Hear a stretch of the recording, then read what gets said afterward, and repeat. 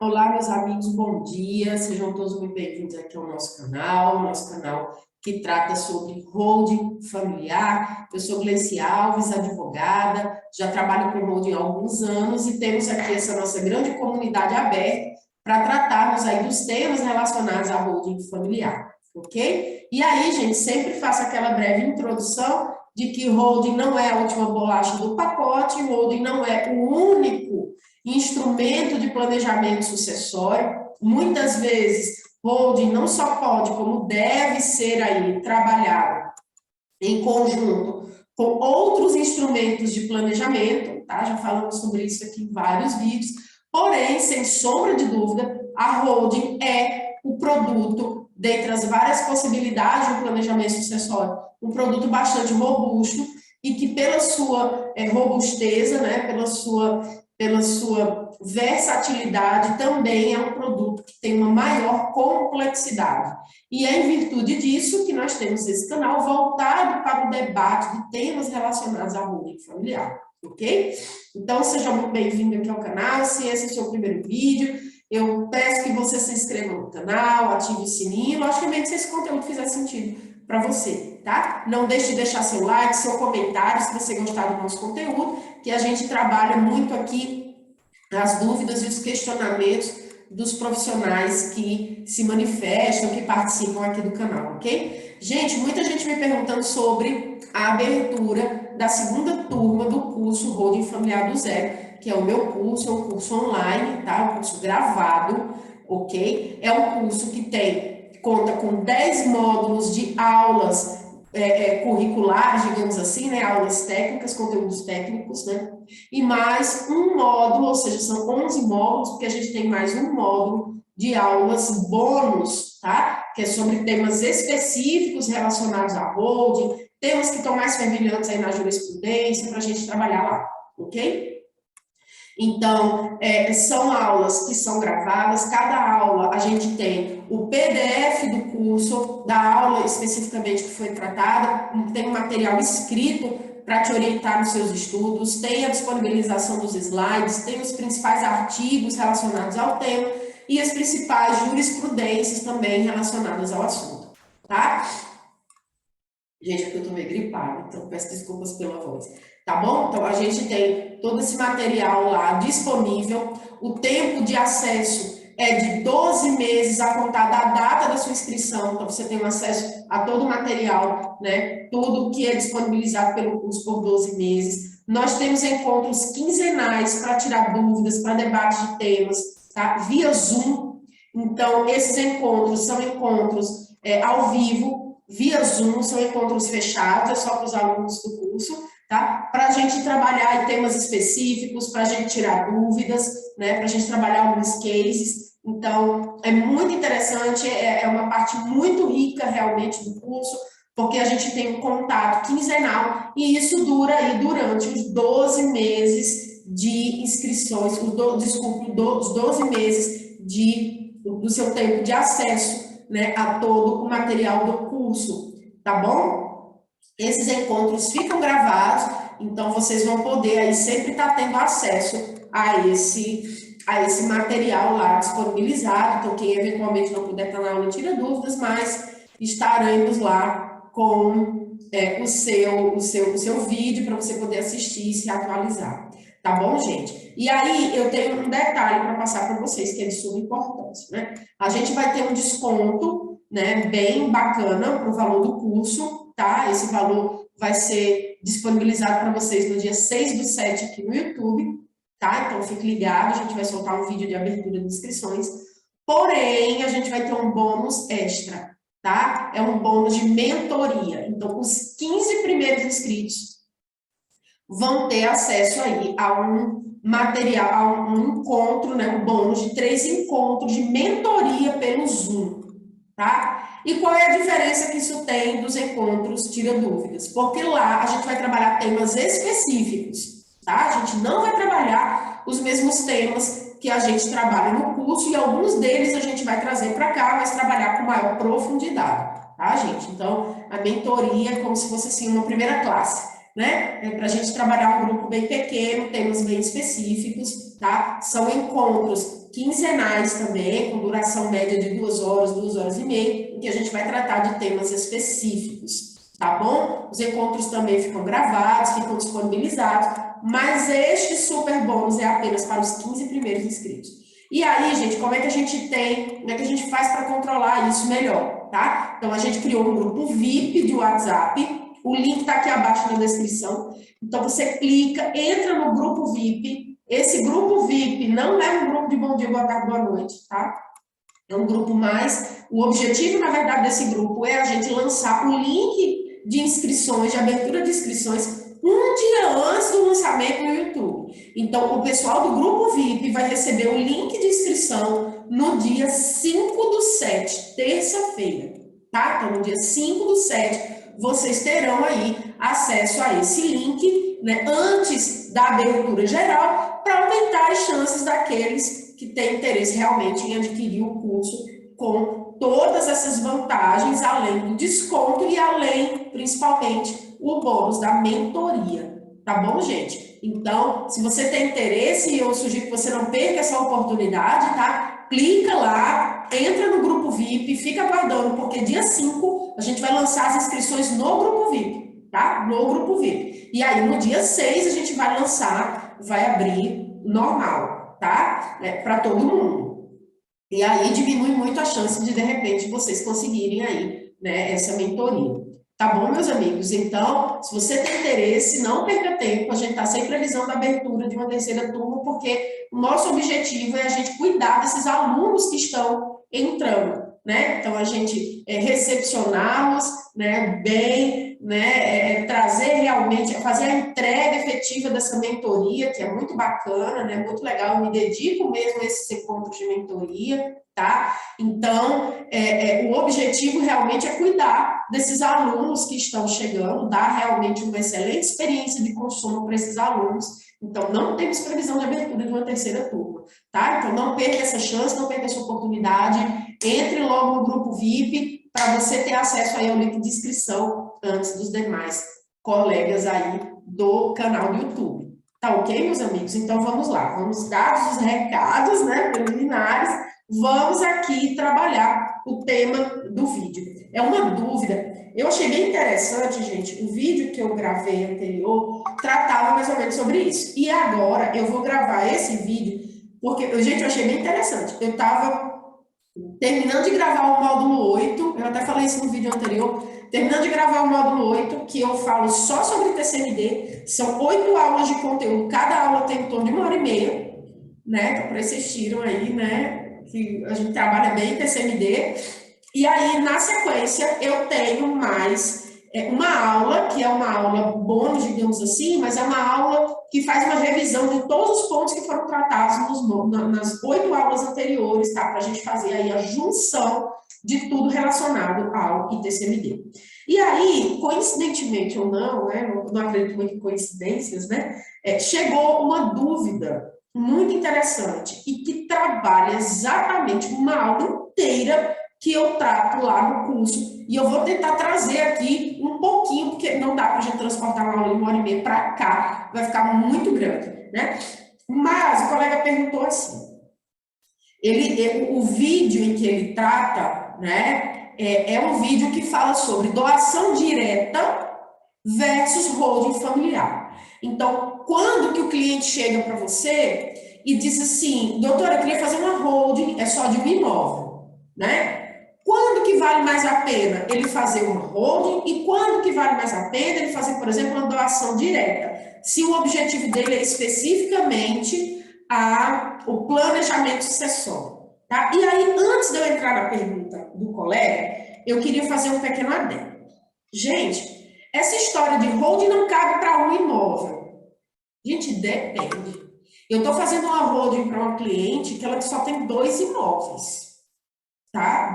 Fora o imóvel de uso pessoal, ela só tem mais 2 imóveis. E aí, você pode se perguntar assim, Gleice, e aí? Vale a pena fazer holding nessa situação? E aí, os contadores que me perdoem, porque eu sempre digo que é mais agradável tratar com a contabilidade, porque a contabilidade trabalha com números, e é muito mais agradável trabalhar com números, porque 2 mais 2 sempre vai ser igual a 4, não importa como você faça essa soma, né? E no direito a gente tem muito famoso depende, né? Depende. Então, vale a pena fazer holding com um imóvel? Depende. Vale a pena fazer holding só com 2 imóveis? Depende.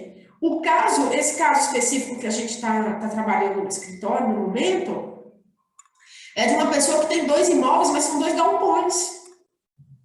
São imóveis comerciais grandes. A média de receita locatícia que essa pessoa tem em cada um é R$ 25.000. Então, é muito relativo, são só 2 imóveis. Mas são 2 imóveis que têm uma característica específica, tá? E que essa característica específica dá a esse imóvel também uma receita específica, um tratamento específico. Então, olha, que 2 imóveis são esses? Ou, olha, a pessoa só tem um imóvel, né? Mas é um imóvel grande alugado para um supermercado e a pessoa recebe de aluguel mensal R$ 35.000. Muda o cenário? Gente, muda totalmente o cenário, tá? Muda totalmente o cenário. Então, não se prendam a essas perguntas, desculpa, essas respostas prontas. Se o cliente só tem um imóvel, não vale a pena fazer holding. Calma. Analisar que imóvel é esse, onde está situado, qual é a destinação desse imóvel, ele gera receita locatícia, tá? Então, tudo isso precisa ser analisado antes de dar uma resposta pronta do tipo vale a pena ou não vale a pena, tá? Então, muita calma nessa hora, né? Porque a gente precisa analisar o cenário. Agora, em regra, né?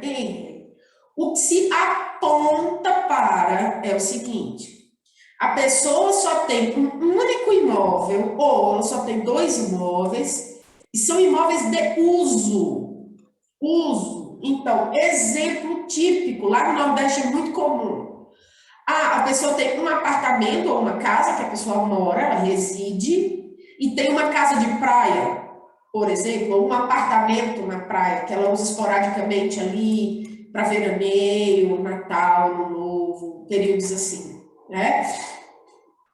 Períodos específicos do ano, né? Um imóvel de recreação, um imóvel de lazer, ou a pessoa tem um apartamento que ela mora, ainda que seja um apartamento de um valor mais elevado, e tem uma casa de campo, por exemplo. Então, são cenários que apontam para uma possível não holding, tá? Apontam, não estou dizendo que não é para fazer nem nada.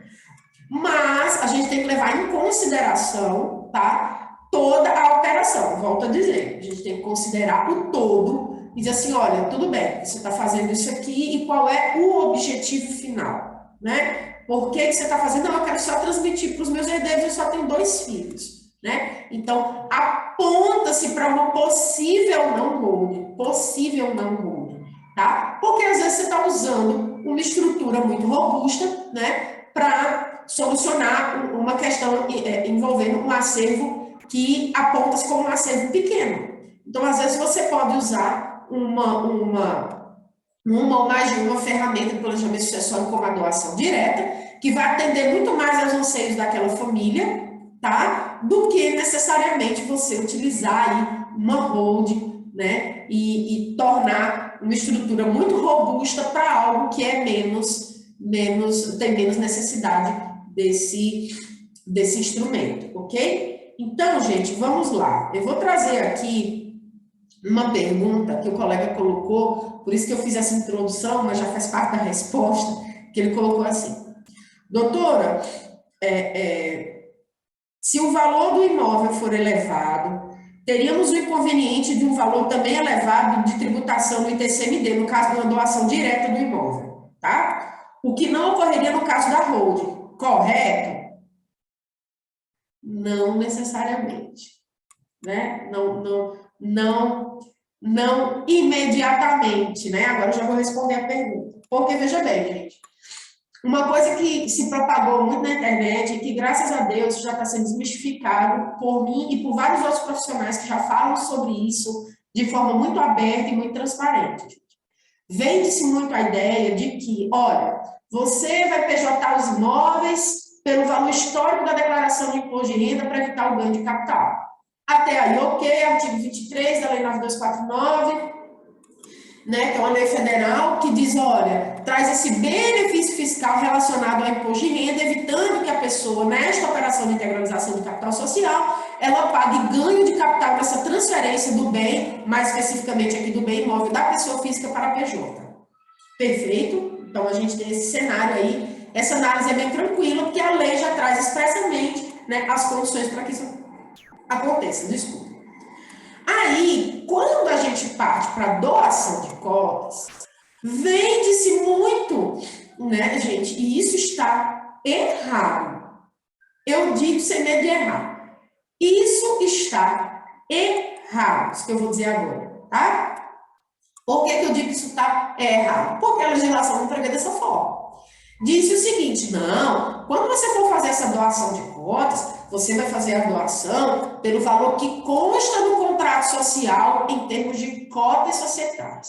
Exemplo, o imóvel vale R$1 milhão, mas a sua declaração de imposto de renda, ele está por 200 mil, que você comprou ele lá atrás, ele era 200 mil reais.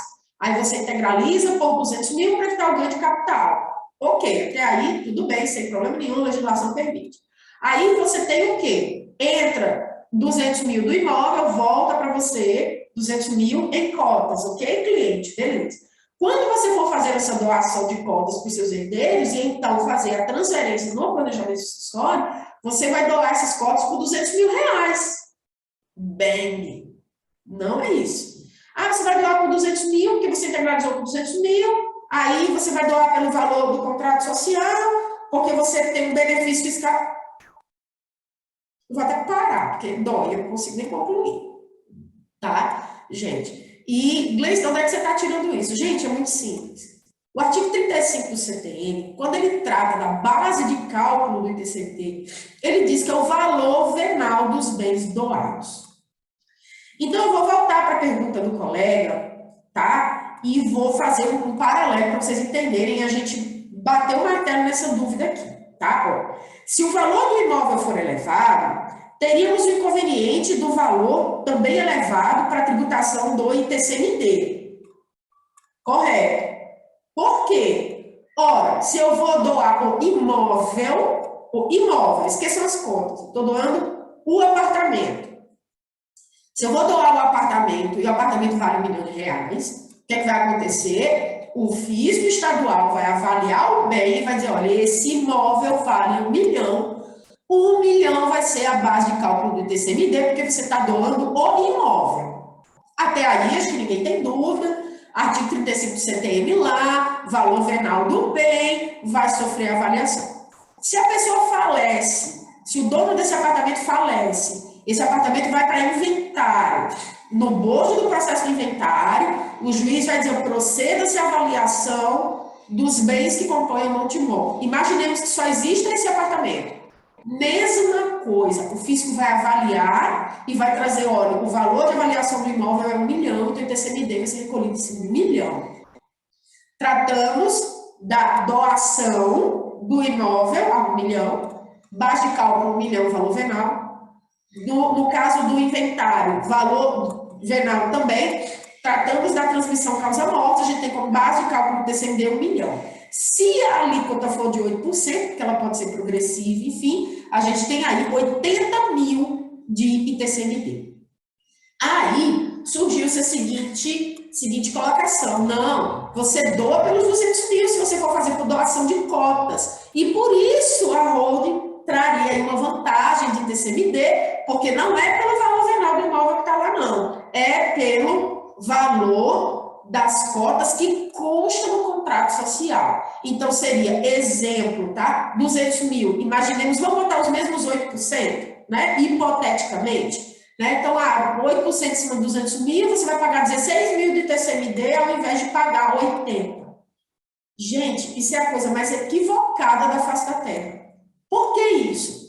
Porque na holding a gente não tem a doação do imóvel. O imóvel é da holding e permanece dentro da holding. O que é que a gente doa no sistema de holding?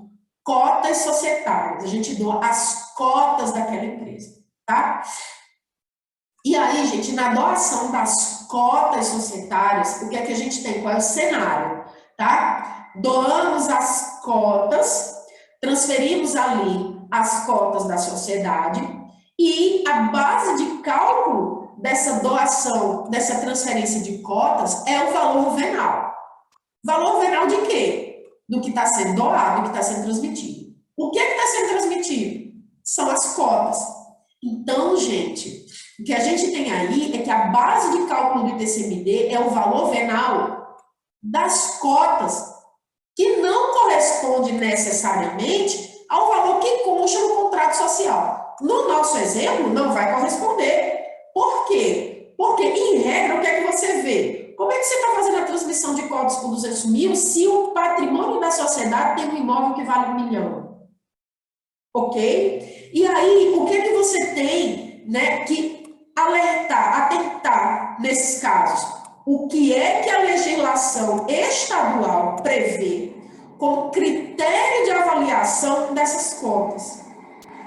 Como é que o Estado da Federação, em que está ocorrendo aquela doação, prevê, tá, a avaliação dessas cotas societárias? É pelo último balanço registrado? É por um balanço patrimonial retirado no mês da doação? Qual é o critério de apuração que esse Estado adota? E aí você pode ter diferenças na legislação, porque, veja bem, o CTN diz lá no artigo 35 que o valor, a base de cálculo é o valor venal. O que os estados podem estabelecer de forma diversa é o critério para se chegar a esse valor venal, especificamente no caso de doação de cotas. E aí você pode ter algumas lacunas aí, alguns estados podem não prever especificamente no caso de doação de cotas com critério de avaliação.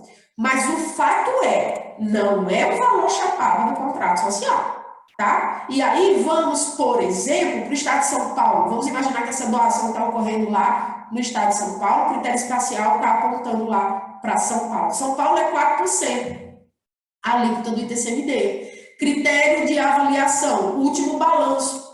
Então, qual é o último balanço registrado dessa sociedade?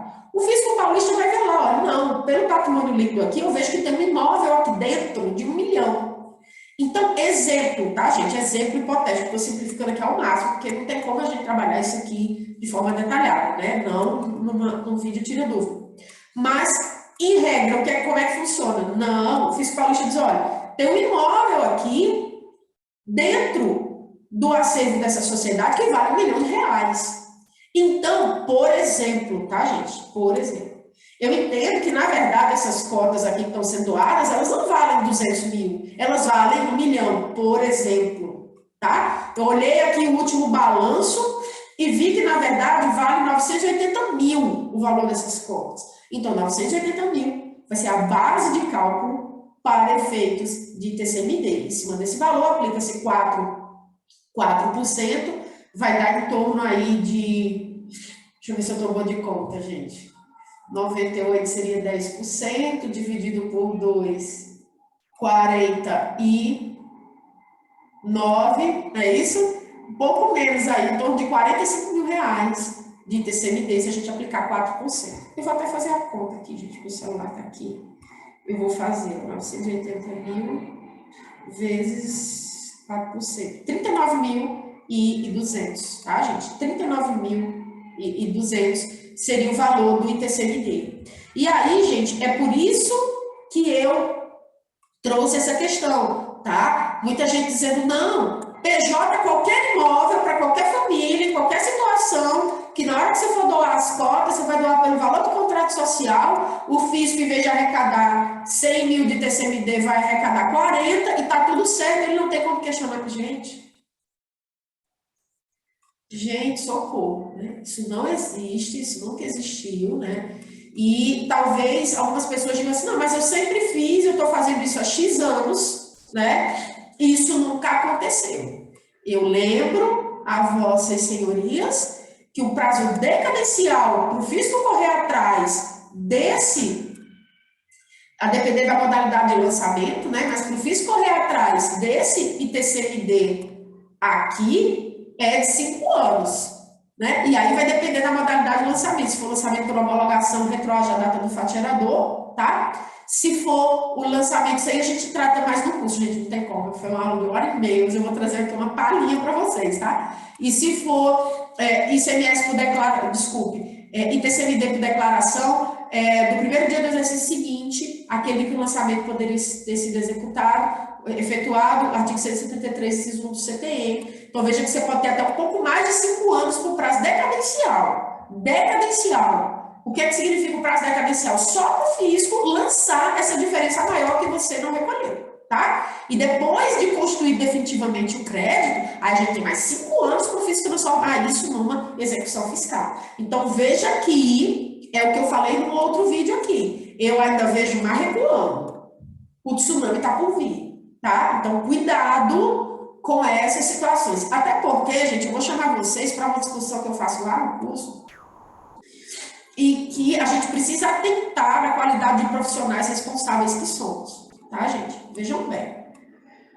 Na hora que a gente faz uma doação, na hora que a gente tem um ato de plena liberalidade, de o doador dispor de uma parte de seu patrimônio em benefício, desculpe, gente, em benefício de um donatário, a gente tem um decréscimo patrimonial do patrimônio do doador, tá? E um aumento patrimonial no patrimônio do donatário. Por que isso? Porque não há uma contraprestação em dinheiro. Ao contrário de uma compra e venda. Se eu vendo por 1 milhão e recebo 1 milhão, o meu patrimônio, naquele momento, não se alterou. Do ponto de vista do volume total de bens, ok? Saiu um imóvel de 1 milhão, entrou 1 milhão em dinheiro. Zeramos a fatura.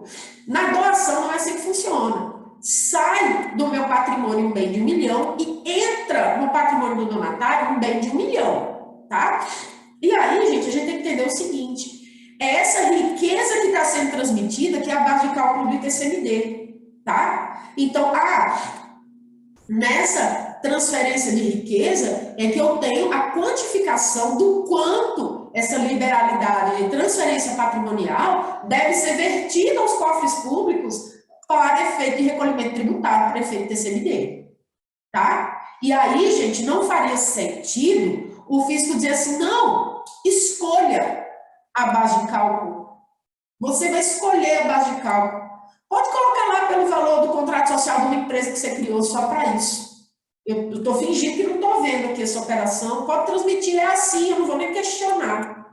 Tá, gente? Então, isso não existe. O fisco vai tentar buscar a melhor expressão de riqueza que é conferida a esta operação para, sobre esta riqueza, aplicar a alíquota e verificar aí, sobre essa base imponível, né? Verificar aí que valor desse fato gerador, que valor dessa transferência de riqueza deve ser aí vertida a título de imposto. Tá bom? Então, a gente não tem isso. E aí a gente volta para o começo. Gleice, essa pessoa está transferindo um único imóvel. Esse único imóvel que ela está transferindo para os filhos, essa pessoa está transferindo para os filhos, esse único bem é um bem de uso, é um bem de raiz. E é um apartamento que hoje vale 5 milhões de reais, eu digo até menos, vale 2 milhões e meio de reais, mas não é porque a pessoa foi lá e comprou um imóvel de 2 milhões e meio, é porque esse imóvel se valorizou ao longo do tempo, mas aquela pessoa não é tipicamente milionário, tá? Então, a gente precisa atentar para isso, né? Não, essa pessoa é milionária porque ela tem um imóvel de 2 milhões e meio de reais. Gente, mas essa pessoa tem a liquidez do milionário? Ela tem o dinheiro do milionário? Entende? Ela tem investimentos compatíveis com esse título de milionário? Quando você vai ver, não. Mas a pessoa é um servidor público, comprou aquele apartamento lá atrás, o apartamento valorizou ao longo dos anos, né? E hoje você tem um imóvel com um valor bem elevado, mas aquela pessoa, do ponto de vista de finanças e tudo mais, né, é uma situação até de incompatibilidade, muitas vezes, né? A pessoa mora ali porque o apartamento está quitado, mas se fosse em outra situação, ela definitivamente não moraria ali, né? E aí a gente precisa analisar. Esse caso é um caso de holding? Ou a gente está falando de um imóvel de 2 milhões e meio de reais, mas que é um imóvel comercial, alugado para uma galeria de lojas, entendeu? Ou é um terreno que é alugado e que ali tem uma atividade de exploração de estacionamentos, por exemplo, porque o terreno é muito bem localizado, é grande, mas a pessoa não tem dinheiro para edificar, e uma forma que ela teve ali de fazer aquilo é arrendar para um estacionamento, tá? Tem uma atividade econômica que funciona ali. Então, a gente precisa olhar, tá? Para essas situações específicas, né? E ver o que é que aponta para se é holding ou não. Então, duas coisas. Primeiro, um único imóvel pode fazer holding? Pode, claro que pode. Mas depende, muitas vezes, da destinação que é dada a esse imóvel, tá, gente? Segundo ponto, base de cálculo do ITCMD na doação de cotas. Não é o valor que consta lá no contrato social, é o valor de acordo das cotas, de acordo com o critério de apuração de cada estado. Tá, gente? De cada estado. Então, cada estado vai olhar lá seu critério de apuração, tá? E para definir o valor final dessas cotas. Então, cuidado, tá? Cuidado. Essa história de, não, é um imóvel de raiz que a gente decidiu PJ e fazer a transmissão pelo valor do contrato social, vai dar ruim, tá, gente? Vai dar ruim. Atenção.